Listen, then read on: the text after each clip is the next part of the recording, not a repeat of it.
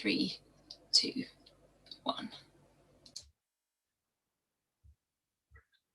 Hello and welcome to our Meet the Students Q&A with University College, or Univ as we're known for short.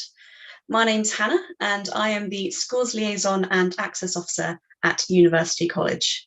As you can see, I've been joined by 3 of our wonderful current students who, in just a second, I will ask to introduce themselves, and you'll have an opportunity to ask them many questions you'd like about kind of applying to Oxford, about life at Univ, what brought them here, and yeah, any sort of questions you have about the student experience.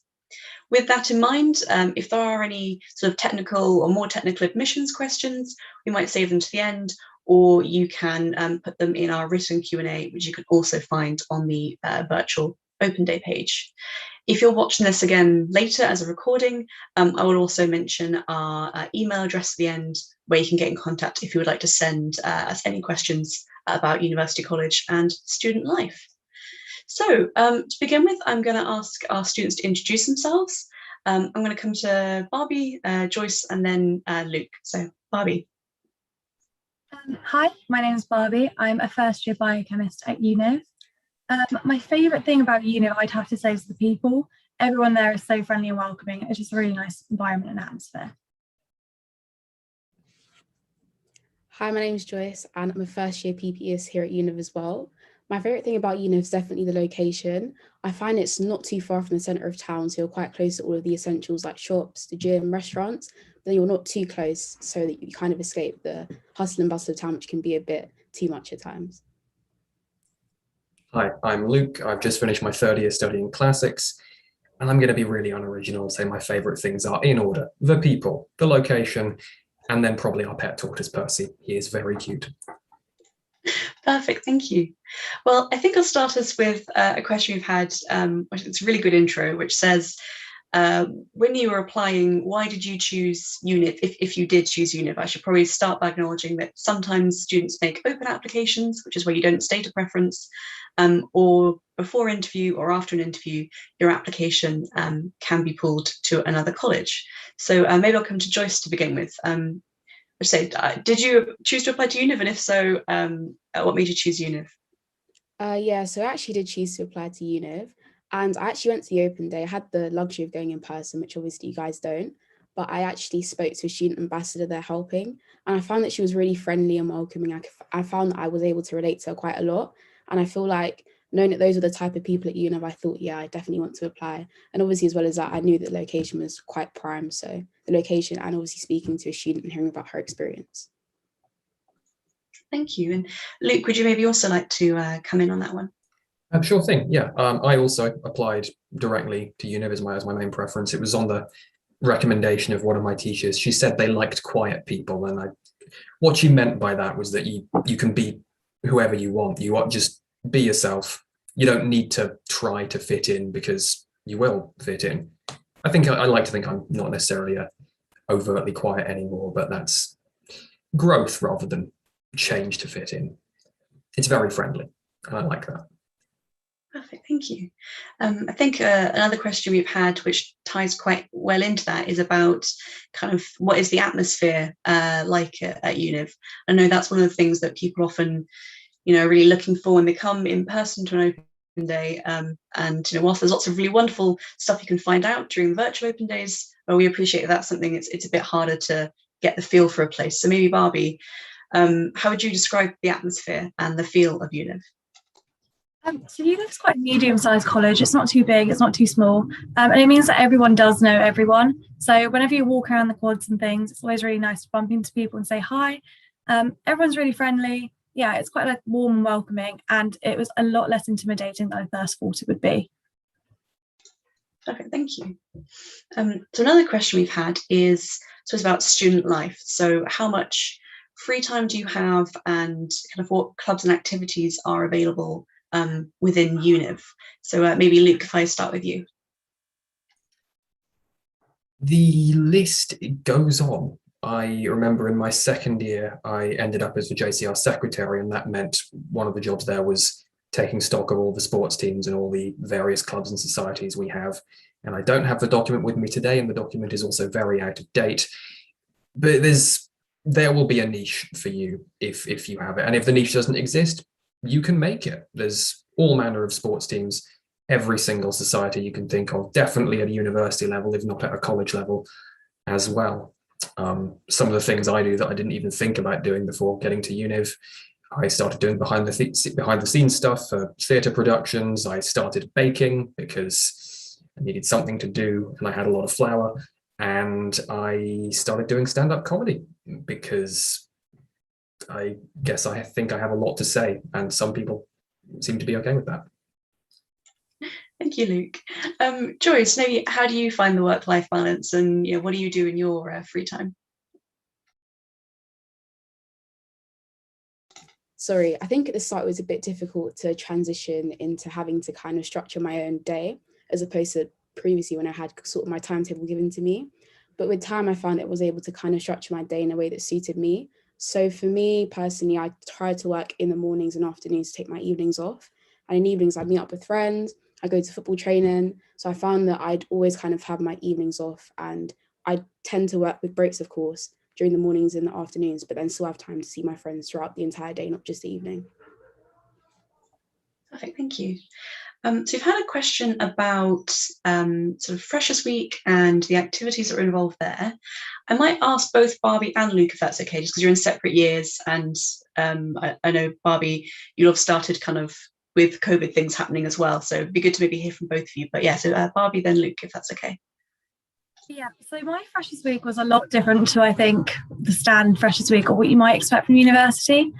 Given the coronavirus pandemic and restrictions in place, it meant that we weren't able to have the big Freshers events like going out clubbing or meeting people. So yeah, but we had a lot of household events, which was really nice. So within my household, I got really close to the first couple of weeks with all the people there. And we had a formal dinner put on for us by the college as well, which was really nice. But yeah, a Freshers Week is quite intense. There's a lot of socializing, there's a lot of meeting new people, a lot of seeing new things, and it is a really fun experience all in all. I guess if it's me, when I arrived in Oxford, I sort of had a slight apprehensions about the whole Freshers Week thing, because there's a certain stereotype about it, and I'm personally not a huge fan of that stereotype of all the drinking and pub crawling and the drinking and pub crawling and drinking. And there wasn't, there was some, but I didn't go, and no one really cared that I didn't. And then there was the opportunity to meet people with similar interests and other stuff. There was a meeting people who were interested in Oxford drama. There was a meeting for people who were interested in getting onto the comedy scene. People interested in theatre tech and just classics and writing in general. There were many opportunities to meet groups of 6 to 10 people rather than 90 to 100. That being said, you don't have to meet all of your friends for life in Freshers Week. There will be opportunities throughout your entire degree to do so. Some of my closest friends, I didn't even know they existed until second year. I'm still meeting new people in third year. This is, I think, the first time I've seen all 3 of these people on this call, and I hope we will be friends. Yeah, Freshers Week there will almost certainly be something in it for you. And even if there isn't, it's not the be all end all. You are gonna meet some people that you're gonna be friends with at Oxford. It just might not be in the first week of term. Thank you, Luke. I think that's a really great answer. I think you're right that there can be a lot of expectation and also pressure on yourself around Freshers Week. And I think you say it can be a really fun experience, but it's just the first couple of days of your time at university, and you've got 3 to 4 years to do all the things that you want to do in your time in Oxford. We've also had some questions about accommodation. So one was kind of particularly about what's first year accommodation like, but there was another question as well, so more generally about how accommodation is organised at Univ. So maybe Joyce, if I come to you as a first year for your perspective on accommodation, and then Luke, come to you again as the third year representative for what it's like kind of beyond first year. So in first year, we were all randomly allocated rooms post results day when our places at Univ were confirmed. And it's completely random. You don't really get a say as to where you are. And so I think the vast majority of freshers are in shared bathroom / shared kitchen facilities. So that means you're sharing a shower and bathroom facilities with a couple freshers. It's not too bad. There are enough to go around and it's not too crowded. I personally found that I never had to kind of wait more than 5 minutes to use a shower at most. In terms of kitchens, not everyone does get access to a kitchen. I was lucky enough to have access to one, but in non-COVID years, even if you don't have one in your building, you can still kind of venture off to other parts of college to use the kitchens. So yeah, I found that the rooms are pretty good. They are quite varied in size, but you often will find that you have your own bedroom and at times perhaps a shared study or your own study, but there is always going to be a space for you to work and also space for you to have some downtime to yourself. So yeah, I think accommodation at Univ, I've had a pretty good experience. I like my room personally, and I don't really know many people that didn't like their rooms that they were given. And even if they kind of were given a shared study, the initial apprehension was kind of offset once they realised that it's quite nice to kind of have a study partner that you share a study with. So yeah, there are benefits to accommodation at Univ.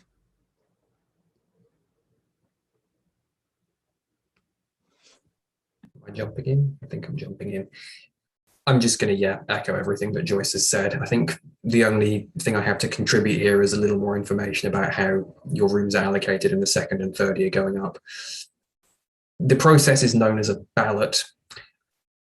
For what that means is that they get the names of pretty much everyone in the year group and they randomize the order and then you choose rooms in that order. That's what we do at the moment. That may be subject to change. I don't know what it's going to be like by the time you guys are picking rooms in your second years. And yeah, some rooms are fantastic. Some rooms are just okay. I had a conversation a couple of years back with Shane, who is our guy sort of in charge of accommodation.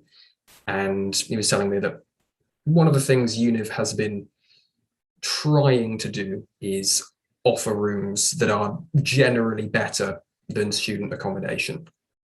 And I think we've managed to pull that off every year so far.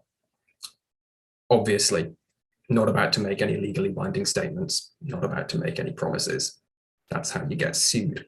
But in my experience, the rooms here have been very good, even though I, in my second year and in my third year, positioned very low on the ballot. I got unlucky. I was in the last group of people to choose rooms. And I still ended up with a decently sized bedroom that was quite close to a toilet and a shower. Some of the rooms have en suites if you have medical reasons or mental reasons that you need access to en suites or kitchens, you will get them. The accommodation team will make sure that happens.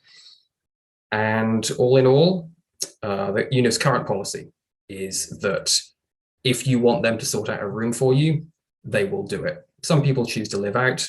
That means they sort out their own accommodation. They rent from a private renter rather than having the college sort it out for them.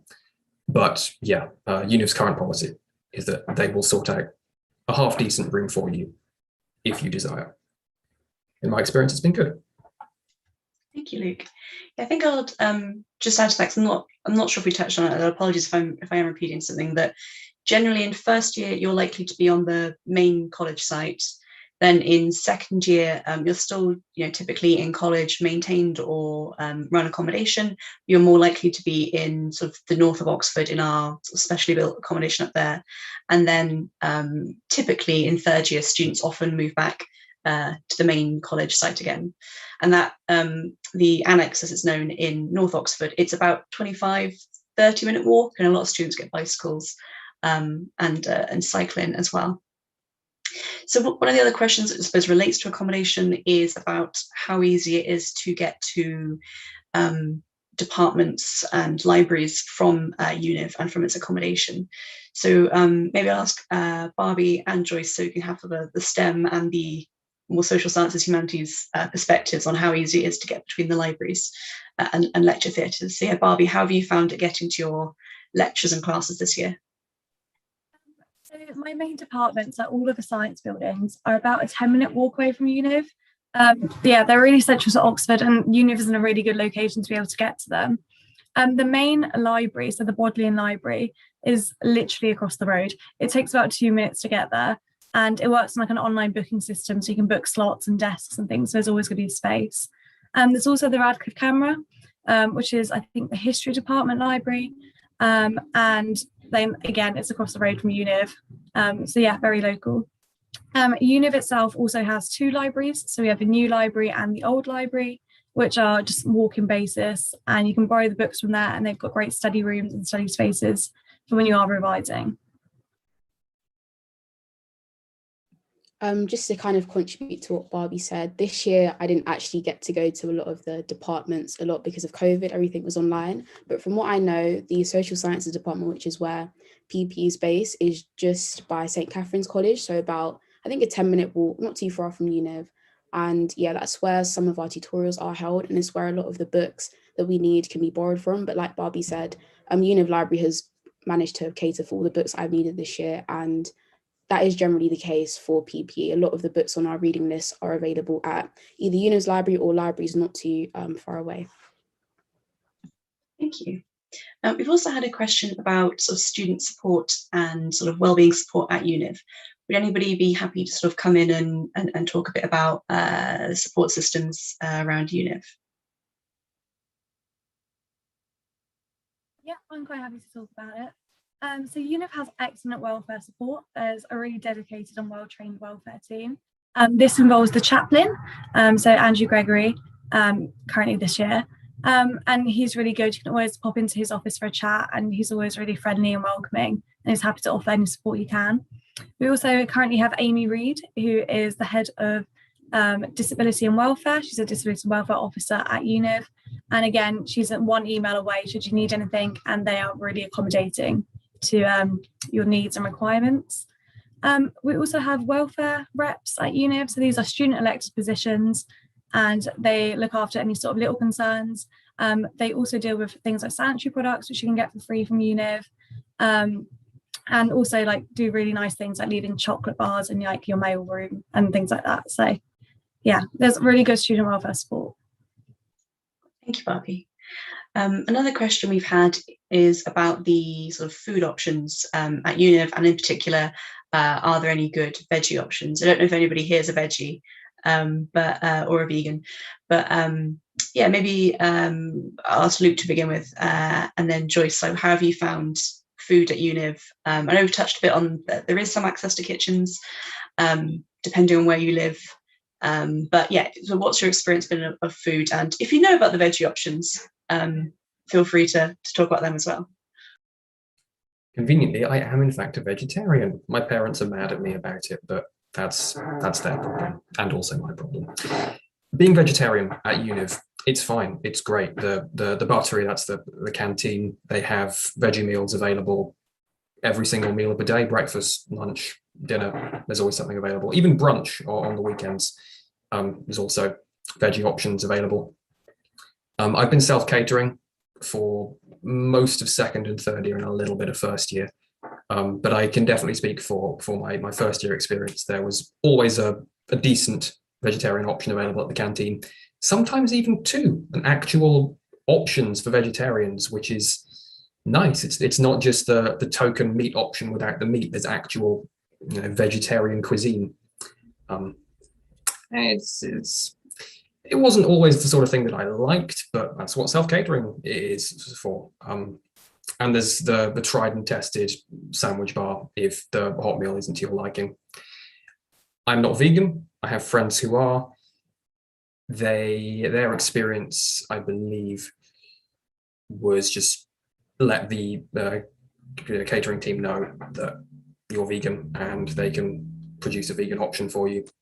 Same price as everybody else. If you're not willing to, if you don't want to self-cater but you are vegan, the catering team can make it happen. Same with food allergies. They're very good at their jobs.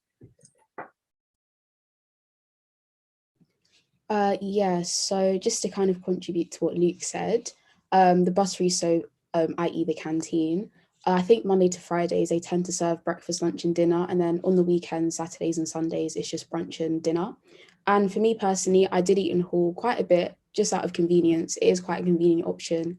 And I found that the options were quite good. In terms of accommodating to different diets, they are quite good at that, as Luke mentioned. And yeah, the food is just pretty good in my opinion. It is quite nice and the staff are really lovely. And as well as that, being able to eat in hall is quite a social experience as well, especially in Freshers Week and the early parts of first term. Even throughout the year, it's quite easy to kind of sit next to someone that you don't normally sit next to and just talk to them over food. It's pretty good in terms of obviously eating and then as well as that, the social side of things. Thank you. One of the things we get asked about a lot is kind of about the interview process. It's going to be a little bit different this year because due to COVID, we have made the decision already that we're going to do all of our interviews online, just to keep all the people being interviewed and the staff and the students who take part safe. But yeah, one of the things people ask about a lot is kind of about what was your experience of the interview process? How did you find it? So maybe Barbie, what was your experience of the interview process? And yeah, is there anything that you would like to say to kind of reassure prospective applicants? So I had my first interview at Univ and I also interviewed at another college. Just that's the way that BioChem works, you always interview at two colleges. So my interview at Univ was really good, it was really friendly. I had pre-reading to do because I don't have an entrance exam, so it's a bit of pre-reading.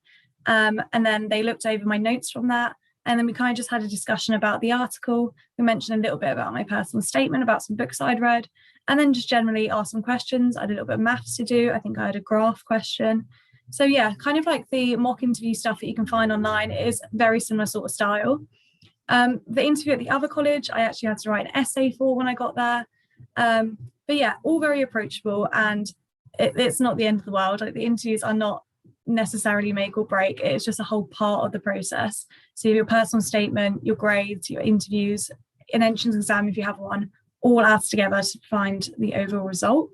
So I've actually also helped with my old school, so I ran some mock interviews for them online last year, and I found that process to be actually quite rewarding, like seeing it from the other side, being like the tutor.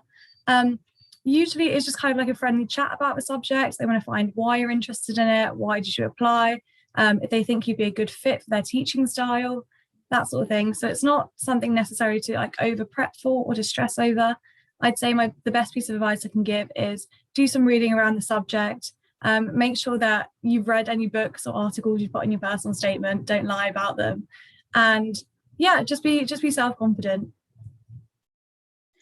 Perfect, Bobby. Yeah, I think it's probably one of the number one tips is only put things in your personal statement that you say you've read if you have read them. Otherwise, that will always somehow inevitably be the thing that they'll decide to talk to you about at the interview. Another question you've had that I might come to Luke about, just because you mentioned kind of a bit about the JCR already, was kind of asking about the role of the JCR, what's involved, just basically expanding a little bit, because I know that JCR is a term that people maybe won't be familiar with, maybe more broadly. So JCR stands for Junior Common Room, and it refers both to the physical building where all the undergraduates get to meet up when there isn't a global pandemic, and also refers to the undergraduate body as a whole. That's everyone who hasn't read first years, second years, third years, and fourth years in some courses. The JCR gets representation to some extent on certain college administrative boards, and we elect members of the JCR to various positions to represent us more effectively. So we have a JCR president, JCR secretary, JCR treasurer. President's sort of the head honcho, important person, generally the main point of liaison between the college and the undergraduate body. Quite a lot of responsibility, quite a lot of work. Secretary handles more of the administrative stuff, the nitty-gritty, the spreadsheets and the writing and the minutes and the annoying minutiae of regulations. And the treasurer is all about the numbers, is all about whether we can actually afford to purchase a whole bunch of rugby balls for the rugby team or something else, funding a new society, that sort of thing. And then I think we've mentioned the welfare reps already. We've got the welfare reps, we've got a dedicated women's rep, we've got I'm not going to list them all because I will almost certainly miss one, and that will be doing them a disservice. If there is a group that needs representation, we have a rep for it. And if we don't have a rep for it, we can vote to create one. They meet usually every couple of weeks, sometimes every week if there's a lot of stuff that needs doing. Every year we're electing new members to replace the old ones because it's quite a lot of work. It's not reasonable to expect someone to do it for their entire time at Oxford. Every week we're debating on motions and deciding exactly how we should make decisions. We, the JCR, don't have any official executive power in the college. We can't sort of all come together and say, hey, college, this is how you need to spend your money. But because we have a way of unifying our voices behind our specific representatives, we can at least make specific, reasonable requests and make it clear that everyone stands behind this. This is what we would like. Now we can negotiate on things such as rent, for example. We can't force college to do anything, but we can negotiate meaningfully about things that make a measurable difference to our lives. Thank you, Luke. Yeah, I think that was a really good intro to what JCRs do and the role they play in student life for undergraduates at Oxford. A question we've just had come in, which is quite fun, I might go around to each of you and ask, is to try to, I suppose, summarise your thoughts about Univ. If you had to describe Univ in 3 words, we just put you on the spot a little bit, how would you describe it? I'll give you a second, just to try and buy you a little bit of time to consider it. And then maybe, if it's okay, I will come to Joyce, Barbie, Luke, in that order, if that's okay. So yeah, yes, so summarise Univ in 3 words on the spot. Which 3 words do you think you go for? Yes, I think the first one I go for is like inspiring / inspirational. I think at my time here, I've definitely met a lot of really inspirational people, both staff members and my peers. Everyone has so much about them, and I feel like they really do sort of inspire me to strive to be, a better student, a better person, and just more multifaceted, because I feel like everyone here has a lot to them, beyond just kind of the academic side of things. I'd say secondly, a bit of a cop-out, but friendly. I think Univ is a really friendly college. I really can't walk from one end of college to another without at least saying hi to someone, stopping for a short conversation. So I think it's definitely a really friendly college. I'd say my third one's probably wholesome. Univ is a really wholesome environment. Everyone's really genuine in my experience, and I feel like there's a lot of love and compassion that just sort of oscillates around college. So yeah, I'd say friendly, wholesome, and inspiring. Kind of following on from Joyce, I think the first word I went with is kind. Everyone at Univ is just very kind. It's a lovely college full of lovely people. Yeah, as Joyce said, you can't walk from one end of the college to the other without bumping into someone that you know. That's actually a really nice quality that college has.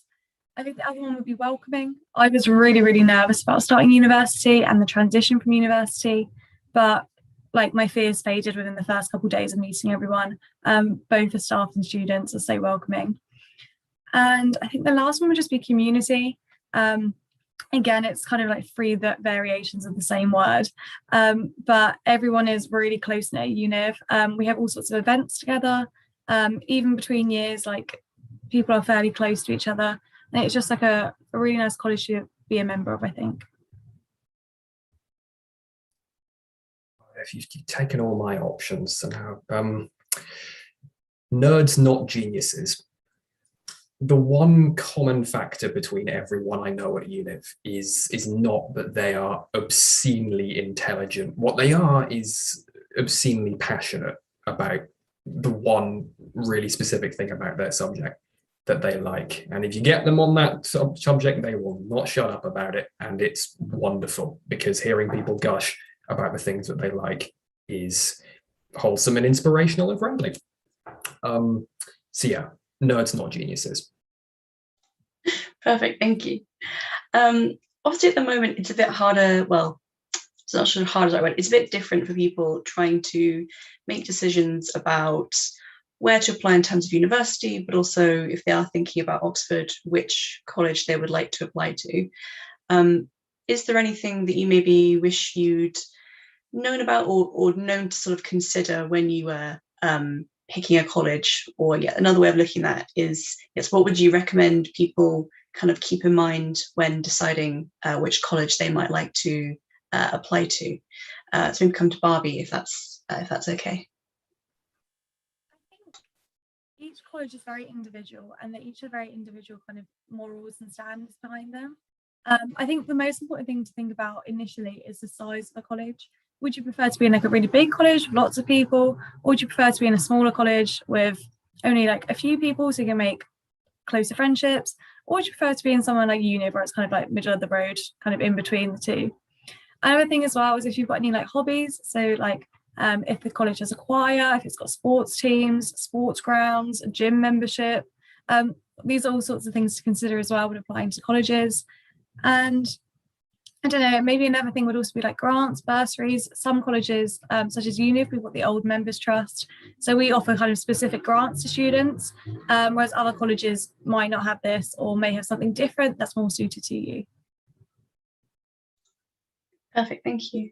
Is there anything that Luke or Joyce would like to jump in on that?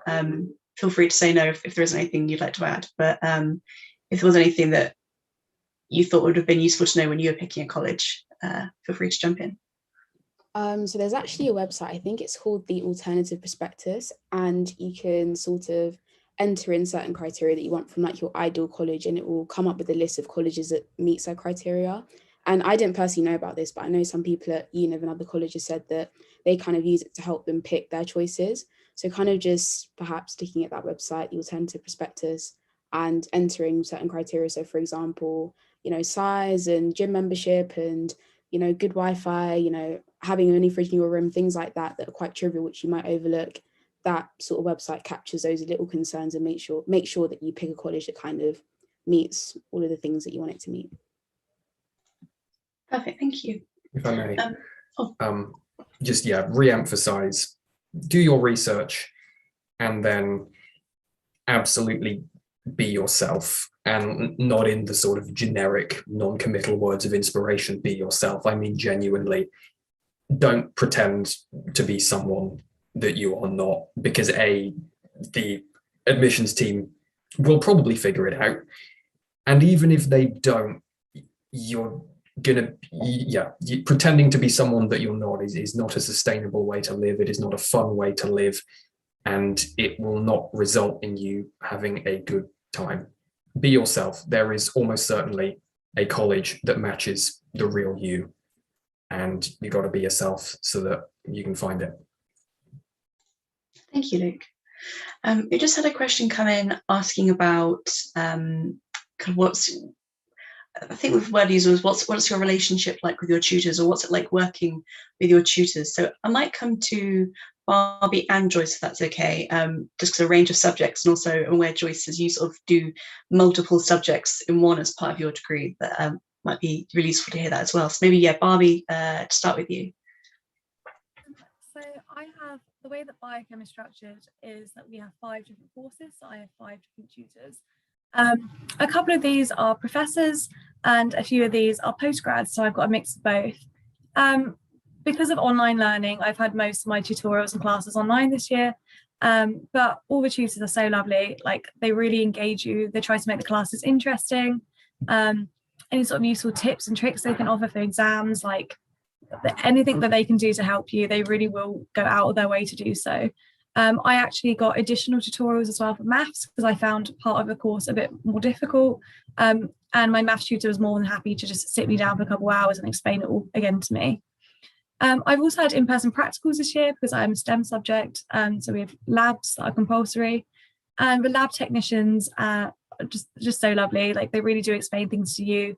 There was informative videos on, and if you get stuck on anything, they're more than happy to help. So for PPE, we have obviously philosophy, politics, and economics. Within those, however, we do have different modules, and for each module, we had different tutors. I found that I think before starting, it was quite daunting, thinking about having, 8 to 9 different tutors for all of my modules. But I found them all to be equally as friendly as each other, really understanding and accommodating. This year, obviously, with it being COVID and additional things, it was a bit hard at times to obviously submit things by the deadline and perhaps produce work that was of the standard that perhaps they're expecting. They were just really accommodating and understanding. They kind of do know that you are a person and you do have real life issues. And I felt like with my tutors personally, they were really accommodating to it. I also felt like they did communicate quite well. There weren't really that many clashes that happened. And if they accidentally managed to kind of clash tutorials or classes, they were really quick to kind of offer a solution. Like Barbie as well, there was the option for students who wanted to kind of have extra classes if there was some parts of the course they were struggling a bit more on.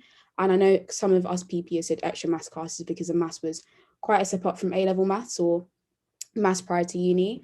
And so yeah, just in short, they're really sort of understanding and accommodating, and they really do want to see you do well, and they will go above and beyond to ensure that you do understand what you might initially not understand that well. Thank you both. So a question that I actually have for everybody is, what are you looking forward to next in your course, or as of the next year of your course?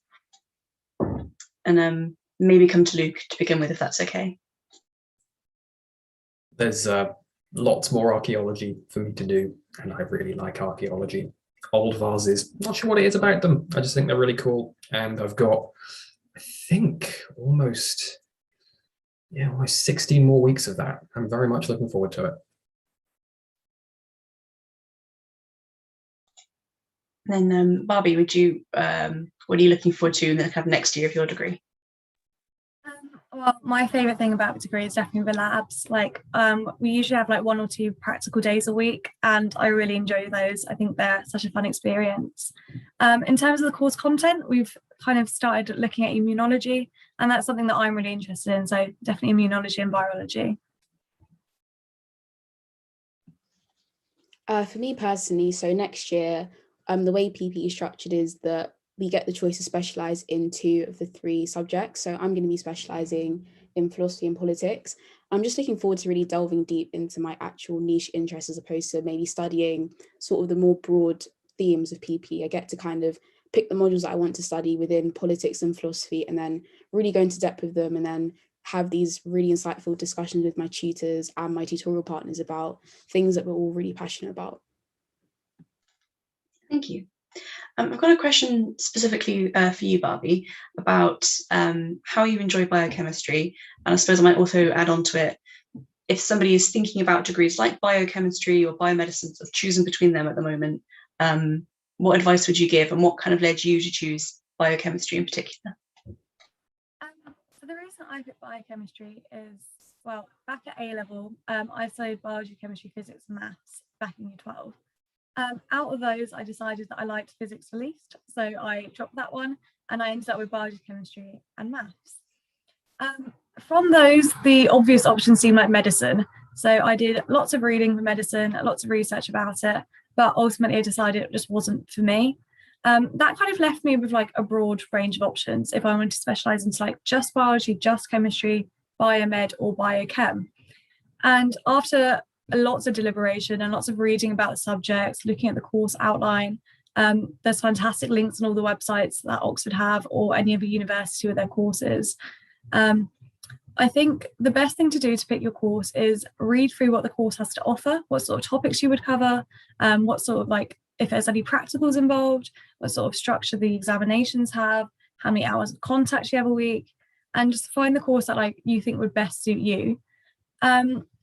Studying biochemistry this year has been a challenge, to say the least. It is a step up from A-levels, but all the tutors and everything have been so lovely and supportive. I think the biggest surprise to me about biochemistry was the amount of physics and maths it contained, which is not something that I initially expected. But having now studied it for a year, I do understand why we do it, and it is a really useful addition to the course. And it's a nice way to kind of like round out the science as well. So it's not just really niche. It's a good foundation to then build upon in the next three years of my degree. Perfect. Thank you, Barbie. So this might then come to Luke. I also do classics. It's a degree that maybe a lot of people might not have considered before or maybe know a lot about. So suppose if you had to sort of explain a little bit about what's involved in doing a classics degree and what drew you to doing this particular course. I get to do a sales pitch. That's very exciting. So I had the fortune of being able to study Latin and ancient Greek at secondary school in sixth form, but you don't need to do classics at Oxford. That is the big one. There's classics is officially split into classics 1 and classics 2. The difference between them is simply whether or not you've done Latin and or Greek beforehand. If you have, you're on classics 1, a variant of classics 1. If you haven't, you're on classics 2. The differences pretty much end there. At the end of your course, you're still getting a degree with classics Oxford written on it. There is no distinction in quality of qualification at the end of it. So what do you actually do on a classics course? 2 dead languages. If that interests you, buckle up, you're in for a ride. In addition, philosophy and history and archaeology and even some anthropology, cultural history, art history, really getting to know ancient civilizations and what ramifications the things we know about them may have on other time periods to a degree. There's Thucydides, the father of history. Well, everyone says Herodotus is the father of history. I think it was Thucydides. In his history wrote that I am recording these events so that we might not fall into these traps again. That's sort of the main appeal of history, and classics is more of that. You're not just learning what happened, you're learning how it happened and how it was recorded and how we can develop things from there. More specifically, you'll be taking exams in second year and fourth year, which is weird times for exams, but you get a lot of choice as to what you take your final exams over. I think almost an unrivaled amount of choice in modules and specific subjects. Some of my friends are doing almost entirely philosophy. I'm doing a crazy mix of languages and literature and philosophy and archaeology. So it's a very malleable degree, and it lets you explore your interests in the ancient world pretty much exactly how you want to. Thank you, Luke. Joyce, maybe I'll then come to you to ask about, as a PPEist, what does a sort of typical week look like for you in sort of number of tutorials, and maybe also touching on, Luke mentioned about when you kind of have exams. So would you mind just explaining a little bit about kind of the assessment process for an Oxford PPE degree? Yeah, so just to quickly touch on tutorials. So some weeks I had just 1 tutorial a week, and then some weeks I had 2 up to 3 at very most. So it kind of just depends on what modules are being studied in that particular term. So it does vary from college to college. So some colleges do all of philosophy in one term, all of politics in another term, and then in the final term, all of economics.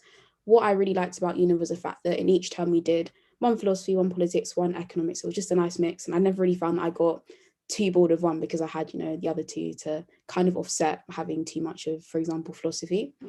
In terms of assessments, so at the start of, for me, my first year, at the start of second term and third term, we had mock exams called collections, and they're quite informal. All they really are is a way for your tutors to kind of gauge how well you've understood the content learned in the prior term.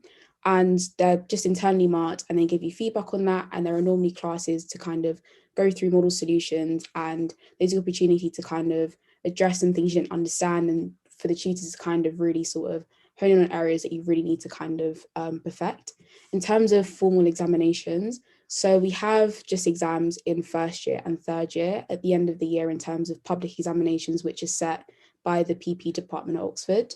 And so in first year, just last week, actually, I had my prelim exams, which are just my final exams. I had 1 for each of the components, 3 hours long, and essentially just a mixture of essays and problem questions. And yeah, that's how it's assessed in first year. In third year, you can have either 8 exams based on the 8 modules that you choose to take, or you can have 7 exams and 1 dissertation, which is just an extended piece of writing on one of the topics within PP that you're really passionate about. And so that's how it's assessed in third year. And then in both instances, you get graded.